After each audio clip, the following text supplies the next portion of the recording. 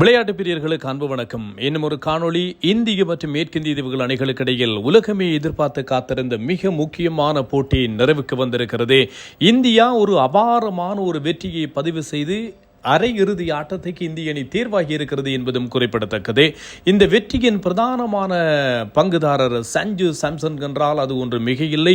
ஒரு மிகப்பெரிய ஒரு இன்னிங்ஸ், மிகப்பெரிய ஒரு பிரஷரான ஒரு சிச்சுவேஷனிலே சஞ்சு சாம்சன் ஆடியிருக்கின்ற இன்னிங்ஸ் இந்தியாவை கரை சேர்த்திருக்கிறது, இந்தியாவை காப்பாற்றி இருக்கிறது, இந்தியாவை அரையிறுதி ஆட்டத்துக்கு அழைத்து சென்றிருக்கிறது என்பதும் இங்கே சுட்டிக்காட்டக்கூடிய ஒரு விஷயம். நாணய சுழற்சி கொல்கத்தா ஈடன் கார்டன் மைதானத்திலே நிறைவுக்கு வந்தது. இந்த ஈடன் கார்டன் மைதானத்திலே நிறைவுக்கு வந்த இந்த ஆட்டத்தில் நாணய சுழற்சியில் சூரியகுமார் யாதவ் வெற்றி பெற்றார். வெற்றி பெற்று முதலில் துடுப்படுத்தாடுகின்ற வாய்ப்பை மேற்கிந்திய தீவுகளுக்கு கொடுத்த போது எல்லோருக்கும் ஆச்சரியமாகத்தான் இருந்தது. ஏனென்றால் மேற்கிந்திய தீவுகள் அணி ஒரு அதிரடி ஆட்டக்காரர்களை கொண்டிருக்கின்ற அணி. இது மாத்திரமல்லாமல் இந்தியா அண்மை காலமாக சேசிங் செய்த வரலாறுகள் அவ்வளவு பெரிதாக இல்லை. 173 ஓட்டங்கள் தான் இந்தியா சேசிங் செய்து வெற்றி பெற்றிருக்கின்ற அதிகபட்சமான ஓட்டு எண்ணிக்கை. அதுவும் இந்தியா 150க்கும் அதிகமான ஓட்டங்களை சேசிங் செய்த போது அத்தனையிலும் விராட் கோலி தான் ஆட்டநாயகன் விருதை வென்றிருந்தார். ஆகவே இது எப்படி சாத்தியமாகும் என்று சொல்லி எல்லோரும் எதிர்பார்த்து காத்திருக்க தனித்து நின்று போராடி சஞ்சு சாம்சன் அணியை கரை சேர்த்திருக்கிறார். இறுதி 6 ஓவர்களிலே 60 ஓட்டங்கள் தேவை என்கின்ற நிலை அணிக்கு வர மிகச்சிறப்பான இன்னிங்ஸ் மூலமாக இன்று இந்தியா வெற்றி பெற்றிருக்கிறது என்பதும் சுட்டிக்காட்டக்கூடிய ஒரு விஷயம். அபிஷேக் சர்மா இன்று மிக மோசமாக விளையாடியிருந்தார். அபிஷேக் சர்மா இன்று மிக சிறப்பாக அணிக்கு வெற்றியை தேடி கொடுக்க வேண்டிய ஒரு தருணத்தில் ஒரு மோசமான ஒரு ஆட்டமிழப்பு. அந்த ஓவரை பொறுத்தவரையில் 3வது ஓவரிலே அகில் ஹுசைன் பந்து வீச வந்தபோது மொத்தம் 17 ஓட்டங்கள் அந்த ஓவரிலே பெறப்பட்டன. அப்போது 6வது பந்தை கொடுத்த போது அந்த 17 ஓட்டங்கள் தேவை போதும் தானே, எதற்கு அந்த கட்டத்தில் அடித்து ஆட வேண்டும்? அப்போது சஞ்சு அபிஷேக் சர்மா ஆட்டமிழந்து ஆடுகளம் விட்டு அகன்றிருந்தார். அதன் பின்னர் இஷான் கிஷானும் ஆடுகளம் விட்டு அகன்றிருந்தாலும் கூட அணியினுடைய தலைவர் சூரியகுமார் யாதவ் பெரிய அளவிலே துடுப்பாட்டத்திலே பங்களிப்பு செய்யாவிட்டாலும் கூட இஷான் கிஷானும் அபிஷேக் சர்மாவும் ஆட்டமிழந்த கையோடு மேற்கிந்திய தீவினுடைய கை முற்று முழுதாக ஓங்கி இருந்தது.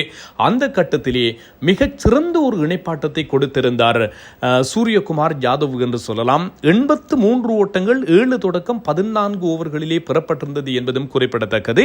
இந்தியா முதல் 10 ஓவர்களிலே 98 ஓட்டங்களை பெற்றிருந்தமை சுட்டிக்காட்டக்கூடிய விஷயம். 10 ஓவர்களிலே 98 ஓட்டங்களை பெற்றிருந்தாலும் 11வது ஓவரை வீசுவதற்காக ஷமர் ஜோசப் அழைக்கப்பட்டார். அந்த ஓவரினுடைய 2வது பந்து வீச்சிலே சூரியகுமார் யாதவ் ஆட்டமிழந்தார். அந்த ஓவரில் மொத்தம் 3 ஓட்டங்கள் தான் பெறப்பட்டது. பின்னர் பார்த்தால் அதற்கு பின்னர் ஷாய் ஹோப்பை அறிமுகப்படுத்தினார்கள். அந்த ஓவரிலும் 3 ஓட்டங்கள் தான் பெறப்பட்டது. ஆக மொத்தத்திலே இந்தியா முதல் 10 ஓவர்களிலே 98 ஓட்டங்கள் என்று இருந்தது. 12 ஓவர்களில் 106 ஓட்டங்கள்.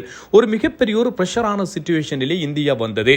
அதற்கு பின்னர் சமர் ஜோசப்பினுடைய பந்து வீச்சிலே முதலாவது பந்து பவுண்டரி.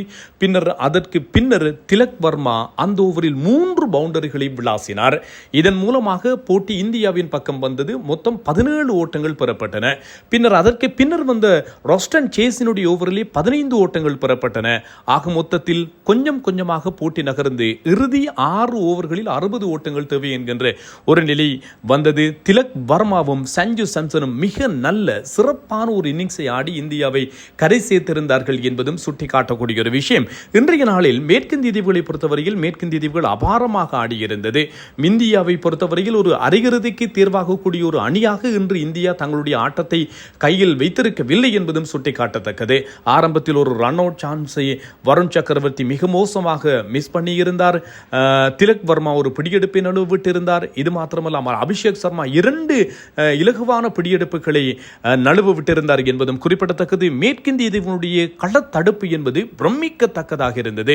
ஹெட்மேயர் ஆரம்பத்திலேயே 2 பிடியெடுப்புகளை அபாரமாக நிகழ்த்தியிருந்தார். இது மாத்திரமல்லாமல் 32 பந்துகளில் 55 ஓட்டங்கள் தேவை என்கிற நிலையில் திலக் வர்மாவினுடைய ஒரு பிடியெடுப்பு ஒன்றை லாங் ஆஃப் திசையிலே மிகச்சிறப்பாக பிடியெடுத்து ஆட்டமிழக்க செய்திருந்தார். அந்த கட்டத்திலும் கூட போட்டி மேற்கிந்திய தீவுகள் பக்கம் சாய்ந்திருந்தது என்பதும் குறிப்பிடத்தக்கது. ஷெஃபன் ரதர்ஃபோர்ட் அதே போன்று சிம்ரன் ஹெட்மேயர் ஆகியோர் என்று மிரட்டத்தக்க வகையில் 2 பிடியெடுப்புகளை நிகழ்த்தியிருந்தார்கள் என்பதும் சுட்டிக்காட்டக்கூடிய ஒரு விஷயம். ஆயினும் கூட சஞ்சு சாம்சன் 141க்கு 4 என்கிற நிலை வந்தது. 14.4 ஓவர்களிலே திலக் வர்மா 27 ஓட்டங்களோடு ஆட்டமிழந்திருந்தார். அதற்கு பின்னர் சஞ்சு சாம்சனுடைய துணையோடு இந்தியா போட்டியிலே வெற்றி பெற்றிருந்தது என்பதும் குறிப்பிடத்தக்கது. இதே மாதிரி ஈடன் கார்டன் மைதானத்திலே 10 ஆண்டுகளுக்கு முன்னர் நிறைவுக்கு வந்த ஒரு போட்டியிலே 195 ஓட்டங்களை இந்தியா பெற 19.4 ஓவர்களிலே மேற்கிந்திய தீவுகள் விரட்டி அடித்து போட்டியிலே வெற்றி பெற்றது. லெண்டில் சிமென்ஸ் தனித்து நின்று மேற்கிந்திய தீவுகளை கரை சேர்த்திருந்தார். அதே மாதிரியான ஒரு நிலைமை இன்று சஞ்சு சாம்சன் இந்தியாவை கரை சேர்த்திருந்தார் என்பதும் சுட்டிக்காட்டக்கூடிய ஒரு விஷயம். மேற்கிந்திய தீவுகளுடைய இன்னிங்ஸை பொறுத்தவரையில் 195 ஓட்டங்கள் பெறப்பட்டிருந்தது. மேற்கிந்திய தீவுகளுடைய இன்னிங்ஸிலே மிகச் சிறப்பாக இந்தியா ஆரம்பத்தில் செயற்படவில்லை. பவர் பிளே ஓவர்களிலே அவர்கள் விக்கெட் இழப்பின்றி துடுப்படுத்த ஆடியிருந்தார். இன்றைய நாளை பொறுத்தவரையில் ரோஸ்டன் சேஸ் மற்றும் ஷாய் ஹோப் ஆகியோர் தான் ஆரம்ப வீரர்களாக வந்திருந்தார்கள். ஷாய் ஹோப் 33 பந்துகளில் 32, ரோஸ்டன் சேஸ் 25 பந்துகளிலே 40 ஓட்டங்கள், சிம்ரன் ஹெட்மேயர் 12 பந்துகளில் 2 சிக்சர்கள் அடங்கலாக இவர் 27 ஓட்டங்களை பெற்றுக் கொடுத்திருந்தார் என்பதும் குறிப்பிடத்தக்கது. இந்த தொடரிலே அதிகமான சிக்சர்களை விளாசிய வீரராகவும் அவர் மாறியிருந்தார். ஷெஃபன் ரதர்ஃபோர்ட் 14 ஓட்டங்கள், ரோமான் பவல் 19 பந்துகளிலே 34 ஓட்டங்கள் 2 சிக்சர், ஜேசன் ஹோல்டர் 22 பந்துகளிலே 3 சிக்சர் 2 பவுண்டரிகளோடு 37 ஓட்டங்களை பெற்றுக் கொண்டார். ஒரு கட்டத்தில் 119 ஓட்டங்களுக்கு 4 விக்கெட்டுகள் 14 ஓவர்கள் நிறைவுக்கு வந்திருந்தது என்பதும் குறிப்பிடத்தக்கது. ஆனால் அதற்கு பின்னர் தான் ஒட்டு மொத்தமாக இவர்கள் மிகச்சிறப்பாக துடுப்படுத்த ஆடியிருந்தார்கள் என்று சொல்லலாம். 76 ஓட்டங்கள் இணைப்பாட்டம் இறுதி 6 ஓவர்களிலே பெறப்பட்டிருந்தது என்பதும் கவனிக்கத்தக்கது. ஹர்ஷ்தீப் சிங் 4 ஓவர்கள் 43 ஓட்டங்களை பெற்றுக் கொடுத்திருந்தார்.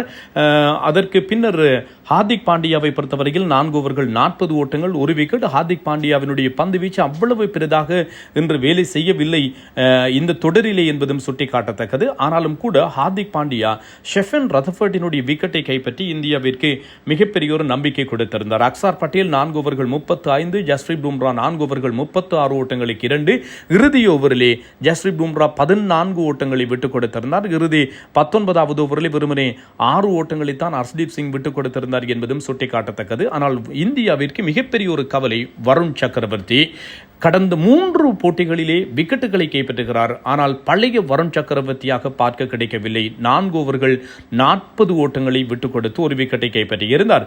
இந்தியாவினுடைய துடுப்பாட்டத்திலே அபிஷேக் சர்மா 10, சஞ்சு சாம்சன் அபாரமான ஒரு இன்னிங்ஸை ஆடியிருந்தார்.